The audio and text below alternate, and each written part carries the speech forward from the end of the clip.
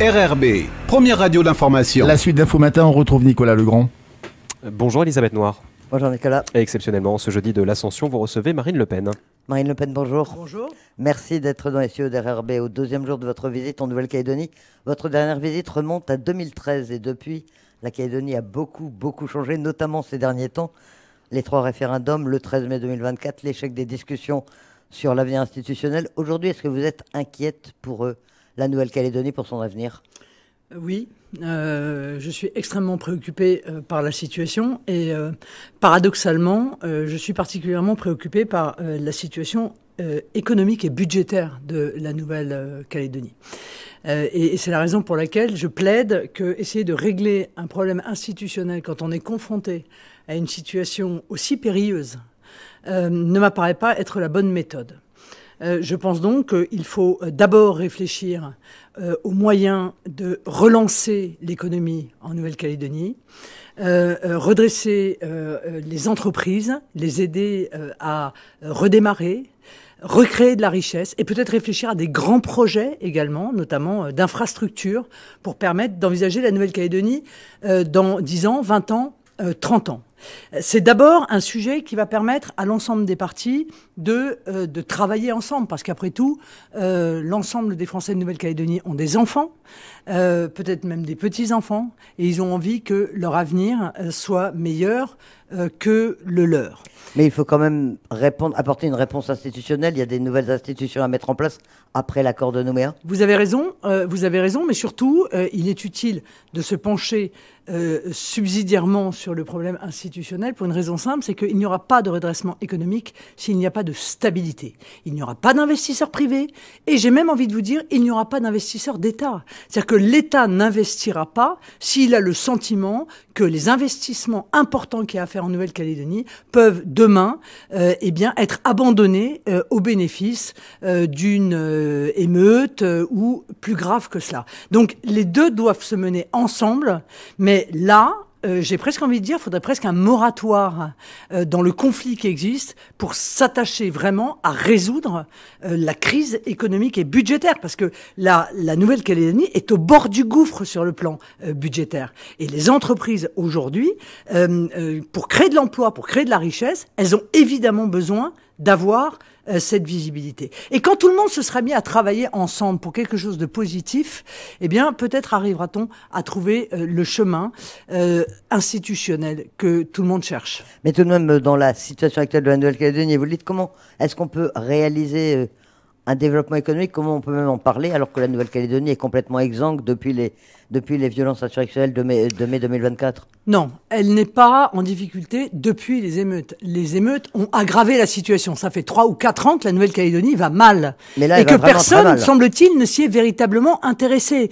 Moi, c'est ça mon problème, si vous voulez. J'ai rencontré à peu près tout le monde à Paris. Bon, je refais le tour ici parce que c'est important de venir ici. Le discours n'est pas toujours exactement le même. Mais je suis frappé de voir qu'en réalité, tellement enfermé dans la cage du débat sur la réforme institutionnelle, eh bien, il n'y a pas vraiment eu une vraie réflexion sur comment est-ce qu'on permet à la Nouvelle-Calédonie de se sortir de la situation. Or, je suis désolée de le dire, et je le dis franchement, c'est un petit peu ma marque de fabrique. Mais la réforme institutionnelle, ça remplit pas le frigidaire des Calédoniens. Voilà, c'est ça la réalité. Ça ne donne pas du boulot, ça va pas donner du boulot aux gens qui, à la fin du mois, vont se retrouver avec la suppression du chômage partiel. Ça va pas faire redémarrer les usines de nickel, ça va pas peut-être mettre en place l'irrigation qui est nécessaire pour diversifier l'agriculture, ça ne va pas faire avancer la base navale dont je pense qu'elle est particulièrement utile pour le développement de la Nouvelle-Calédonie, ça ne va pas arranger le problème de l'enseignement qui manifestement est en difficulté, de la formation qui est en inadéquation avec les besoins économiques. Voilà, ça ne réglera pas l'ensemble de ces problèmes-là. Mais quand même, on ne peut pas dire que rien n'a été fait, notamment depuis 30 ans. Il y a eu beaucoup de tentatives de développement économique, de rééquilibrage. Mais ça a bien marché. Il y a eu des milliards déversés, il y a eu des créations d'usines du Nord. Alors attendez. Formation de cadres. Alors justement, pourquoi ça n'a pas marché? Non, pourquoi ça marcherait demain? Non mais la Nouvelle-Calédonie allait très bien il y a encore quelques années. Hein. C'était même un modèle, un exemple pour l'ensemble des Outre-mer français. On regardait la Nouvelle-Calédonie avec envie. Il y avait un vrai grand développement économique. Il y a juste une chose qui n'a pas fonctionné dans les accords de Nouméa, c'est qu'en réalité, le rééquilibrage, comme vous dites, a été un rééquilibrage social, pas un rééquilibrage économique. Et ça a été probablement l'erreur et l'échec, d'ailleurs, de l'État. Mais pas seulement de l'État, aussi des partis politiques calédoniens. Je suis navré de venir sur le plateau pour venir un peu secouer le cocotier, mais il faut bien que quelqu'un dise aux partis politiques calédoniens qu'ils ont aussi une part de responsabilité dans l'échec de ce rééquilibrage. Ça ne veut pas dire que c'est définitif. On peut toujours, à partir du moment où on est lucide, s'attacher à ce problème qui, je crois, est une partie des raisons pour lesquelles eh bien, la situation s'est considérablement tendue. Pas de rééquilibrage économique avec quand même une volonté, depuis 88 d'ailleurs, d'associer les indépendantistes à la gestion du nickel, avec notamment l'usine du Nord. Oui. Elle est fermée aujourd'hui. Donc pourquoi est-ce que demain ça marcherait? Il y a eu quand même une tentative de développement économique. Oui, alors, pardon une nouvelle fois de ne pas aller dans le sens peut-être où on m'attend, mais elle est fermée, mais on est un peu injuste sur l'usine de nickel. Parce qu'après tout, aucune ne va vraiment extrêmement bien. Donc il faut juste qu'il y ait une vraie vision en réalité, qui associe les trois usines. Il y a eu un échec industriel, une erreur industrielle avec l'usine du Nord, mais là encore, ça n'est pas définitif, pour peu que l'État lui-même porte une vision. Je veux dire, je crois que c'est là son rôle aussi, c'est tracer les grandes perspectives de développement d'un territoire qui est quand même doté de beaucoup d'atouts. Comment est-ce qu'on le finance, ce développement économique? C'est l'État uniquement qui doit mettre les moyens, ou comment attirer des investisseurs extérieurs? Comment est-ce que vous voyez la concrétisation de ce développement économique? Oui, moi je crois, d'abord je crois que l'État, c'est sa responsabilité d'investir dans les infrastructures structurantes d'un territoire. On peut aussi aller chercher les financements européens. Vous savez, notre député européen André Rouget est allé discuter avec la Banque européenne d'investissement, qui a dit qu'elle était prête à financer des études pour la mise en œuvre d'une base navale, des études sur l'agriculture, des études sur l'énergie, parce qu'en réalité, les usines nickel, leur problème, c'est une énergie qui est hors de prix. Donc il faut réfléchir à une énergie qui soit décarbonée et qui soit à un coût abordable. On a la réponse, en réalité. Bon, maintenant, il faut que chacun... Emmanuel Macron avait dit que seul l'État pouvait le financer et pouvait aider. Oui, mais probablement, mais très bien, mais qu'il le fasse. C'est pas le tout de le dire. D'ailleurs, en parlant d'Emmanuel Macron, j'ai vu qu'il reprend la main, il retire donc le dossier à M. Valls, il reprend la main. Moi, je vais lui écrire dès mon retour à Paris pour lui demander de participer autour de table sur l'avenir de la Nouvelle-Calédonie. Parce que je considère que le Rassemblement national est d'abord le premier parti de l'Assemblée nationale. Deuxièmement, il bénéficie d'un capital de confiance. Je rappelle que j'ai fait 40% aux élections présidentielles en Nouvelle-Calédonie, que je crois que nous avons une vision, nous avons travaillé, nous avons un projet, nous avons en même temps travaillé sur l'aspect institutionnel et travaillé sur le développement économique, et nous avons très certainement des choses à apporter dans ce débat qui est essentiel pour l'avenir de la Calédonie dans la France. C'est vous-même qui voudriez participer à ces discussions sur l'avenir, ou oui. Des représentants de votre parti? Non, pas du tout. J'irai personnellement, comme j'ai été personnellement d'ailleurs la seule présidente de groupe à être présente à l'ensemble des réunions organisées autour de Yaël Braun-Pivet, la présidente de l'Assemblée nationale. On attend la réponse d'Emmanuel Macron quand vous lui aurez proposé d'être autour de la table. En attendant, vous vous demandez une pause institutionnelle, si on a bien compris. Ça veut dire quoi? On prolonge les institutions de l'accord de Nouméa sur plusieurs décennies, sur plusieurs années? Alors moi je pense qu'on peut partir sur l'idée d'un prolongement des accords de Nouméa tout en étant souple, c'est-à-dire que rien n'interdit d'abord de faire un peu le bilan des compétences qui ont été attribuées aux uns et aux autres. Après tout ça n'est pas figé. La Nouvelle-Calédonie est tout de même l'outre-mer qui a obtenu le plus d'autonomie de tous les outre-mer français. La vraie question que les dirigeants de Nouvelle-Calédonie devraient se poser, c'est qu'est-ce qu'ils en ont fait? Moi, je crois qu'il faut faire un bilan. Est-ce que l'ensemble des compétences qui ont été transmises sont véritablement utilisées comme elles le devraient? Est-ce qu'il n'y a pas des manques, des carences peut-être quelque part? Est-ce qu'on ne doit pas accélérer accélérer certaines, peut-être ralentir certaines, réfléchir à nouveau sur quelles compétences pour quelle collectivité, quitte d'ailleurs peut-être à en restituer une ou deux à l'État quand on voit qu'on n'est pas encore en capacité de les utiliser à plein régime. On peut réfléchir à beaucoup de choses, beaucoup de souplesse dans la mise en œuvre pour peu que tout le monde soit d'accord. Et puis, parce que c'est inscrit dans la Constitution, eh bien, le droit à l'autodétermination, qui peut d'ailleurs prendre des formes qui sont très différentes, pourrait être envisagé. J'ai suggéré, moi, 40 ans. Pourquoi je suggère 40 ans?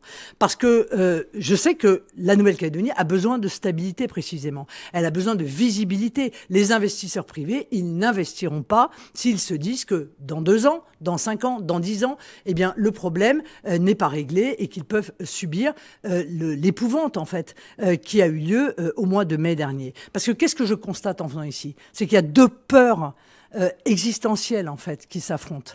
Il y a la peur existentielle des Kanaks, on le voit avec la crispation sur le corps électoral. Ils ont peur de disparaître par la démographie. Et puis, il y a la peur existentielle des Européens, là pour le coup, de se voir attaquer dans leur intégrité physique, dans leur foyer, comme ça a été le cas, de manière extrêmement violente lors des émeutes. Marine Le Pen, vous avez surpris il y a 1 an, justement, quand vous avez lancé cette idée du 4e référendum qui pourrait avoir lieu dans 30 ou 40 ans. Certains y ont vu un changement de pied de votre part en disant, mais qu'est-ce qu'on fait du résultat des 3 référendums? Les Calédoniens ont dit 3 fois non à l'indépendance. Est-ce que c'est un résultat qu'il ne faut pas prendre en compte et qu'il faut balayer? C'est pas ça, c'est que moi j'ai 0 problème, si vous voulez. Moi j'étais contre l'accord de Nouméa, donc je considérais qu'il était mal fichu et je pense que j'ai eu raison. La preuve, c'est qu'en réalité, l'élément essentiel de l'accord de Nouméa, qui était le rééquilibrage, n'a pas eu lieu, même si il faut lui accorder quand même qu'il y a eu la paix. Et la paix, je crois que c'est une vraie demande de la part de la population. Mais est-ce qu'il y a quelqu'un qui a cru sérieusement qu'au bout de 3 référendums, le problème serait réglé? Parce que si c'est le cas, eh bien, c'est une forme de naïveté. D'autant qu'il y a eu de la part du gouvernement des maladresses majeures. Je suis désolé de le dire, mais il faut être honnête. La nomination de Madame Backès a été une maladresse majeure, parce qu'elle a donné le sentiment qu'en réalité le gouvernement avait choisi une position dont le moins qu'on puisse dire, c'est qu'elle est quand même relativement raide. Vous voyez, bon, le fait de maintenir le 3e référendum, alors qu'on aurait très bien pu attendre 6 mois pour qu'il soit légitime aux yeux de tous, était manifestement une erreur. Quant au fait de faire voter en urgence, en quelque sorte, le dégel du corps électoral, pour lequel je suis, donc c'est pas le sujet. Hein. C'était une erreur aussi. Pour, vos députés ont voté pour le. Oui, le mais je suis pour. Sauf que j'avais appelé Darmanin, moi, Monsieur Darmanin, pardon, en lui disant qu'il commettait une erreur majeure, que ça allait mettre le feu aux poudres, et que faire ça juste avant les JO, alors qu'il n'avait pas les moyens de sécuriser la Nouvelle-Calédonie, c'était l'assurance que se déroule ce qui s'est déroulé. Voilà. Mais est-ce que ça veut dire qu'il faut toujours céder à la menace, céder à la violence? Les indépendantistes ont refusé le référendum, de participer au 3e référendum qu'ils avaient eux-mêmes demandé. Il y avait une discussion qui disait que le corps électoral devait être dégelé. Ils ont refusé en disant on va mettre la Calédonie à feu et à sang, et ils l'ont fait. Non, alors, quelle est la marge de manœuvre aujourd'hui? Je ne crois pas. En réalité, le dégel du corps électoral aurait dû faire partie d'un accord global. Et en le faisant voter, on se privait en réalité de pouvoir l'intégrer comme un des leviers d'un accord global. C'était une énorme maladresse. C'est, je crois, la conséquence de la méconnaissance par un gouvernement qui a peut-être été poussé par certains aussi, à ce que je considère être une faute. Mais encore une fois, quand on connaît l'idéal que représente pour les indépendantistes l'indépendance. C'est comme ça, c'est un fait. Moi, je juge pas, je dis pas c'est bien, c'est pas bien. C'est comme ça. Et c'est comme ça depuis longtemps entre nous. Bon, si quelqu'un a pensé qu'au bout de 3 référendums, ça, encore une fois, réglerait le problème, eh bien, c'est, je pense, une absence de lucidité. Et il suffit pas de faire comme M. Bellamy hier soir, à dire « Vous avez eu vos 3 référendums, vous avez dit oui, on arrête, c'est fini, c'est comme ça, c'est pas autrement. » D'accord, mais quand on a dit ça, en fait, il se passe quoi? Mais rien. Il se passe rien. Donc, il faut quand même trouver ce chemin. Parce que moi, j'espère être présidente de la République. La Nouvelle-Calédonie, je la veux dans la France. Ça veut dire que les Calédoniens sont tous français à mes yeux. Et que donc je m'attache à ce que la paix et l'unité reviennent en Nouvelle-Calédonie. Et l'avenir de l'ensemble des Calédoniens m'importe. C'est ça la position qui est la mienne. Alors c'est sûr, on peut toujours être extrêmement dur dans les postures, mais regardez ce que ça donne d'être dur dans les postures. On se retrouve avec une tension extrêmement forte et en réalité un chemin vraiment très étroit pour réussir à trouver les moyens de réfléchir à l'avenir de la Nouvelle-Calédonie. Vous allez rencontrer le bureau politique du FLNKS. C'est un peu nouveau, même que vous acceptez, que vous veuillez les rencontrer ou qu'eux acceptent de vous rencontrer.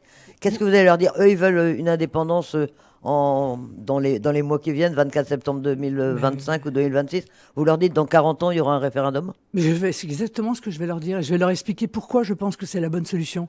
Et je vais leur expliquer pourquoi je pense que les mouvements politiques, aussi opposés qu'ils soient, doivent à un moment effectuer une forme de moratoire de leur conflit ancestral pour pouvoir s'interroger sur comment est-ce qu'on améliore la vie des Calédoniens aujourd'hui, où ça va être vraiment très difficile. C'est très difficile aujourd'hui.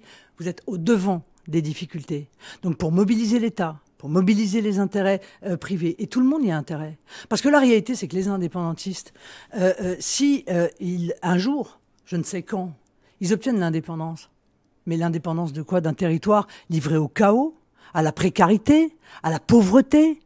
Enfin, ça n'a aucun sens. Parce que qui sera responsable dans ces cas-là? Je sais qu'ils ont toujours tendance à considérer que c'est l'État qui est responsable ou les collectivités. Les responsables, ce seront eux. Donc la réalité, c'est que tout le monde a intérêt à ce que la Nouvelle-Calédonie se renforce, reprenne pied, retrouve la voie de la création de richesses, de l'emploi et, somme toute, du bonheur de sa population, avant que l'on puisse reparler de ce genre de choses. Mais vous savez, ils savent très bien ce que je propose. Moi, je n'adapte pas mon discours aux personnes avec qui je suis. C'est là aussi une spécificité peut-être, mais j'y tiens énormément.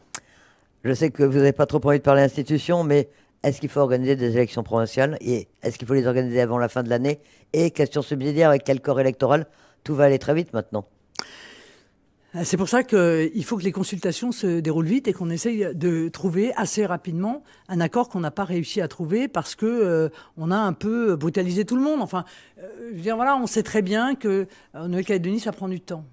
Et c'est ainsi, et il faut en tenir compte. Et en brutalisant comme ça l'élection, moi j'avais proposé à M. Darmanin, j'avais dit à M. Darmanin, repousser les élections, repousser le vote.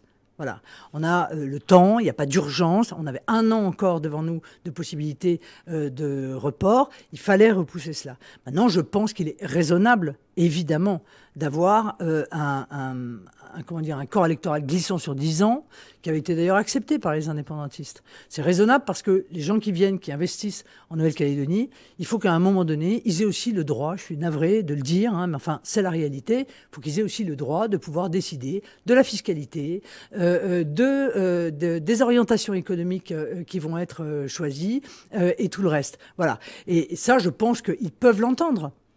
Donc c'est un accord, si vous êtes autour de la table, c'est l'un des éléments que vous essaierez de faire progresser, c'est-à-dire un accord sur le corps électoral. Oui, d'accord. Enfin, j'aurais préféré, objectivement, qu'il y ait un vrai accord. Parce que là, on a voté la loi, enfin, on voit ce que ça a donné.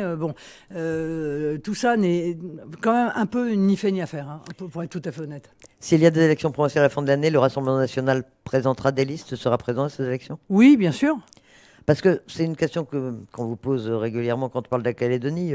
Quel rôle est-ce que vous pouvez jouer dans la mesure où le Rassemblement national a ici n'a pas d'ancrage local, n'a pas d'élus, que ce soit... alors vous-même, vous faites des scores assez remarquables effectivement à chaque présidentielle, mais en revanche, au provincial, au législatif, le Rassemblement national ne décolle pas sur le territoire. C'est pas qu'il décolle pas, c'est qu'il n'y a de richesse que d'hommes, et à un moment donné, la politique, ça s'incarne. Il faut trouver quelqu'un qui porte, en fait, les idées du Rassemblement national. Souvenez-vous, à l'époque, avec Guy Georges, il y avait des élus, et des élus très importants, parce qu'ils faisaient la bascule, donc ils avaient un rôle extrêmement important. Ça va revenir, mais en tout cas, ce qui est sûr, c'est que l'avenir de la Nouvelle-Calédonie, il va se décider aussi à l'Assemblée nationale. Et puis, il se décidera en 2027 aussi à l'Élysée. Voilà, c'est peut-être là que j'aurai mon rôle à jouer. Quel type d'accord est-ce que vous seriez prêt à soutenir pour la Nouvelle-Calédonie? On a vu ces derniers jours Manuel Valls venir sur le territoire, mettre sur la table un projet. Il a dit que c'était celui de l'État. On ne sait plus si c'est le sien uniquement. Un projet de souveraineté au sein de la France, avec la France, que tout le monde a interprété comme une indépendance d'association. Vous, quel type de projet est-ce que vous seriez prêt à soutenir et est-ce que vous vous opposeriez à ce type de projet présenté par Manuel Valls? D'abord, pardon, mais moi j'aime bien avoir des idées claires. J'ai demandé à tout le monde qu'est-ce que c'est que cette souveraineté partagée. Personne n'a été capable de me répondre. Donc un ministre qui vient proposer quelque chose dont personne ne sait ce que ça veut vraiment dire, ça pose un problème. Parce que pour le coup, si vous voulez, des compétences partagées, il y en a plein. Donc c'est quoi les nouvelles compétences? Qu'est-ce qu'il a en tête? On ne sait pas. Donc tout ça est flou. Vous voyez ce que je pense? Je pense qu'Emmanuel Valls, il a eu une démarche un peu puérile. Il s'est dit, bon, allez, je vais prendre un truc qui est réclamé par les indépendantistes, donc la souveraineté partagée, donc encore une fois, personne ne nous dit quels en sont les contours. Et puis, je vais prendre l'idée de la fédéralisation de la Nouvelle-Calédonie chez Baquès. Et puis, hop, je vais mixer tout ça, et y compris des choses qui sont un peu contradictoires, et qui sont d'ailleurs, par ailleurs, extrêmement inefficaces en ce qui concerne la fédéralisation. J'y suis, moi, très opposé. Et tout le monde sera d'accord. Mais non, si c'était si simple, objectivement, l'accord aurait été signé depuis longtemps. Et vous, quel type de... Jusqu'où vous pourriez aller dans un projet proposé pour la Nouvelle-Calédonie?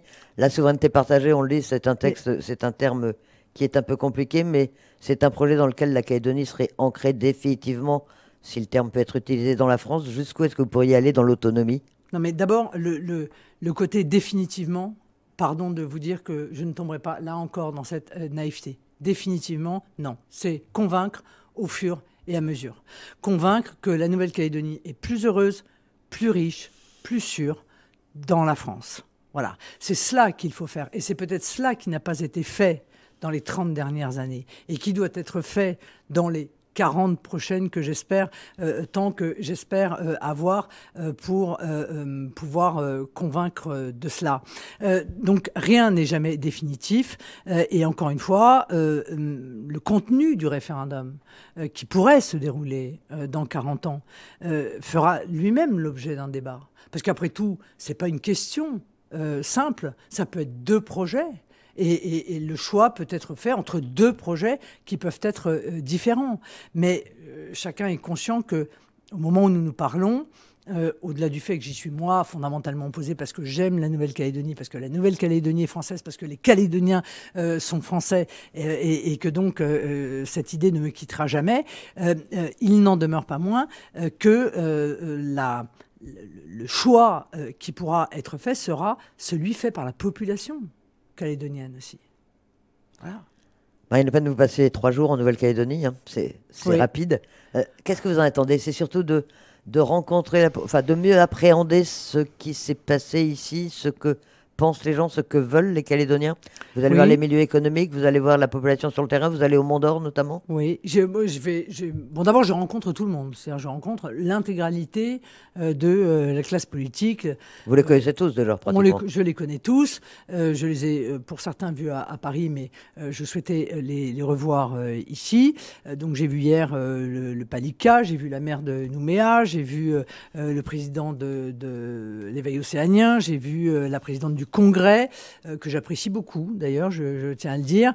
J'ai vu les loyalistes, j'ai vu Madame Baquès, je vois aujourd'hui Alcide Ponga et le FLNKS. Donc, je vais faire vraiment le tour de la classe politique. Je vais aussi rencontrer les habitants. Et effectivement, je rencontre ce soir une 50aine ou 60aine de chefs d'entreprise parce que je veux aussi leur expliquer ma position, car je crois que ma position a été caricaturée. Alors, c'est drôle parce que quand j'ai exprimé cette position, je me suis fait lourdement critiquer par certains qui ont appelé à la trahison de Marine Le Pen, qui est pas trop quand même dans ma nature, hein, objectivement. Hein, bon. Et quand j'arrive ici, on me dit « Ah non, mais pour finir, nous aussi on l'a proposé, c'est pas une si mauvaise idée que ça. » Bon, donc j'aimerais que tout le monde soit aussi clair que je le suis. Peut-être que les choses avanceraient plus facilement. Donc, 3 jours, c'est court, c'est vrai, mais connaissant la Nouvelle-Calédonie, je pense que ça me permet quand même d'appréhender la situation et de retourner à Paris avec la confirmation ou l'amodiation d'ailleurs. Car moi, vous savez, je suis modeste. Hein. Je dis pas, j'arrive pas en disant moi j'arrive de Paris, j'ai tout compris. Je viens, je propose des choses, j'apporte ma pierre à l'édifice, mais encore une fois, je suis bien convaincu que c'est l'ensemble des forces politiques qui ont la responsabilité de travailler, de réfléchir, de proposer, mais de ne pas oublier, encore une fois, la vie quotidienne des Calédoniens, leur emploi, leur développement économique, l'emploi futur de leurs enfants, la qualité de l'enseignement qui leur sera accordé, l'adéquation des formations avec les besoins des entreprises, peut-être même la position essentielle géostratégique de la Nouvelle-Calédonie. L'Indo-Pacifique, on en parle beaucoup, on n'en fait rien. Eh bien, voilà, le développement d'une base navale, peut-être même d'une base interarmée, et je crois un projet très sérieux parce que ça entraîne des conséquences en cascade sur le développement économique de l'île, pour le BTP, mais aussi pour tous les aspects civils, un port en cale sèche, la réparation de navires, peut-être le développement d'ailleurs du croisiérisme. Il y a énormément de choses à penser, mais il faut avoir de l'imagination et il faut sortir de la cage. Sortir de la cage, réforme institutionnelle. Parce qu'il y a une forme aussi,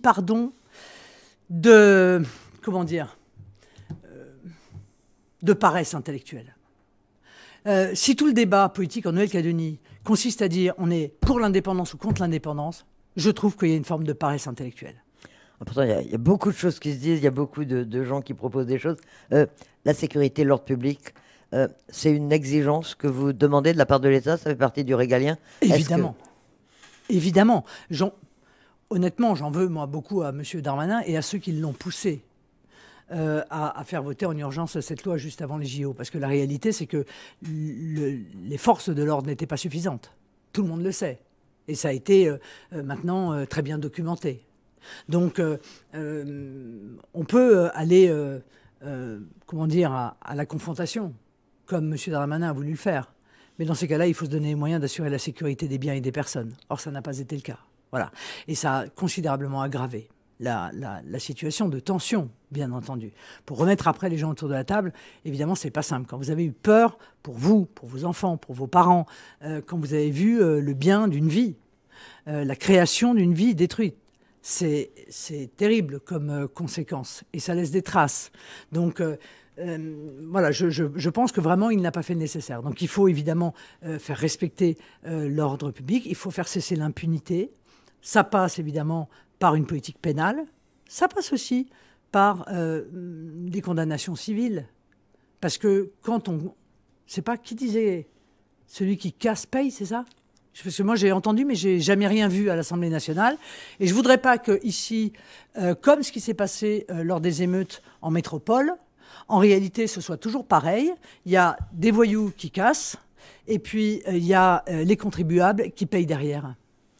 Marine Le Pen, vous êtes en meeting vendredi soir au Château Royal pour les Calédoniens qui veulent venir vous écouter. Oui, meeting, c'est un bien grand mot, réunion mais publique, il y a une réunion publique. Je les attends avec impatience. Ça fait longtemps qu'on ne s'est pas vus. Donc, ils peuvent venir me voir. Je me ferai un grand plaisir de pouvoir échanger avec eux. Et on retient que vous avez donc écrit au président de la République pour lui demander de participer à ces discussions sur l'avenir. Je vais le faire dès mon retour, mais le message est lancé sur RRB. Marine Le Pen, merci d'avoir accepté cette invitation ce matin. Merci à vous.